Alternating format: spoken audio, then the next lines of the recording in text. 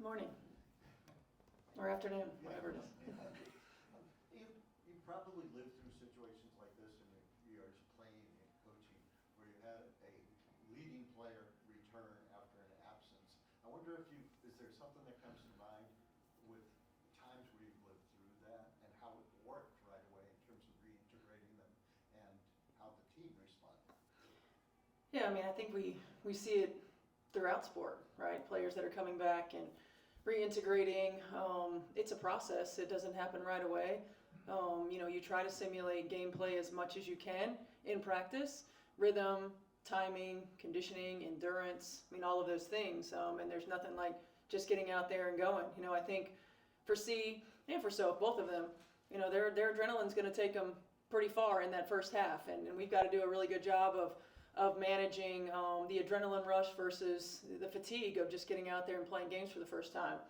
Handling physicality, playing 40 minutes, the lateral movement, the bursts of speed, those moments. And so you'll probably see them both in a little bit shorter stints to start as we kind of get a feel for where they are.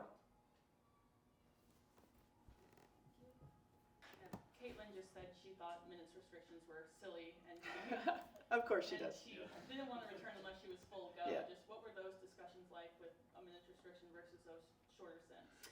There really weren't discussions. It was just asking questions to our training staff of, do we think that we need a minutes restriction? And they were adamantly, no, I don't think so. She's done the work that she needs to do to make sure that she's ready to go. I think the challenge for us as coaches and for Caitlin is just, how long do we go at one period of time? We don't want emotional or physical fatigue, early in the ball game. So just kind of gauging that by how she feels and how she looks, and and for us, and we're continuing to then build our positive progress. Steph, I know she wasn't out that long, but what do you think she gained, if you will, or learned from the time she was out? Felt like it was a long time. I think you see the game from a different perspective when you're on the sideline. We had her keeping track of some things for us on the offensive end, just to see different runs, so to speak. Like if we've gone 3 or 4 possessions, how do we make sure we execute and get a high quality shot? If they've gone 3 or 4 possessions, what do we like to run? What can we see? How can we slow it down? Learn to hit singles instead of always making home run plays. Seeing different views of shot selection, seeing different views of how to get your teammates in positions to be successful, and you really can't simulate that until it's taken away from you.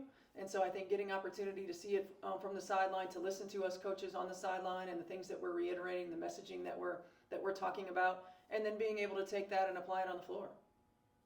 The last time you played the Liberty, there was obviously a frustrating ending. What lessons can you take from that experience, and how can that be applied to this, even though I know obviously Liberty look a little different with 2 starters out?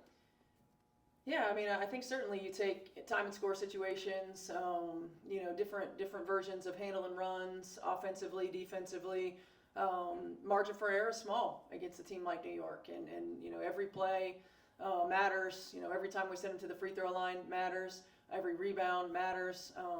We can't afford to have empty possessions on the offensive end of the floor. You've got to play your A game, and so I think we continue to learn lessons from the first time we played them and from our last game against Atlanta. Every single day that we move forward. I think they're a different team. Certainly, we're going to be a different team having C and Sophie back on the floor, and we're going to tip the ball up and go out, and we're going to give it everything that we have.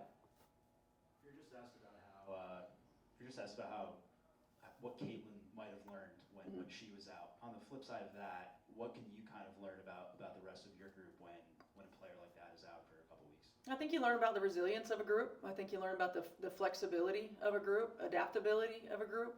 No matter what, whether execution was really good or not, energy was always good. This is a resilient group. This is a group who's competitive. It's a group who balances one another out. It's a group who wants to continue to get better. We have great leadership, not just from Caitlin, AB, and from Kelsey, but Sid Colson and Sophie and Lexi. I mean, really collectively, they all know how to lead from different positions. And you often think about the leader being at the front, but you got to lead from the side, you got to lead from behind, and I think we have a great group in that locker room that knows how to do that. A lot's changed since the last time you played New York. Mhm. You guys have gone through a lot. Caitlin said it almost feels like kind of starting the season again today. Do you get that sense at all? I know you guys aren't completely whole with DB out, but do you kind of get that sense of like, all right, now we can kind of start to move forward as a whole again? I do. You know, it's like you're starting again with, you know, Sophie and Caitlin, two of our top 6 players who have been out for a minute.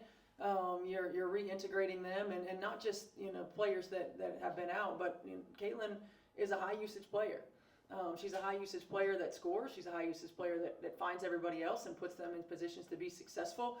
And you miss that on the floor. So it is like starting again, starting anew. You know, I don't think that's necessarily a bad thing.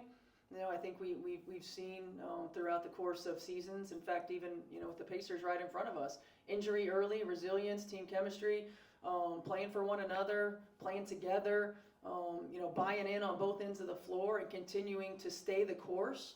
I think that's good messaging for our team, and we've seen it, the blueprint right in front of our eyes. Coach, the Pacers have played 2 finals games over the last couple of days. 12 hours ago was, you know, Yeah. game 4, and then I was looking around today, and the fans are waiting 3 hours before the game. Is there anything you've learned about this crowd, this city, through this kind of Pacers run, and then this whole, you know, boost that you guys have given as well? Well, back in 2000, I was sitting in the stands when the Pacers were in the finals the last time. And that was the same year that we were getting the Indiana fever, right? So, you know, me being someone who's grown up in this state, knowing how basketball crazed Indiana basketball fans are, you know, I've lived through it in various stages.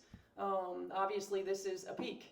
And it's incredible to see the momentum of both teams, to see the momentum of this organization, you know, and thinking back to when the Simon family purchased the Indiana Fever, and what the Simon family has done in terms of the support, being consistent, staying the course.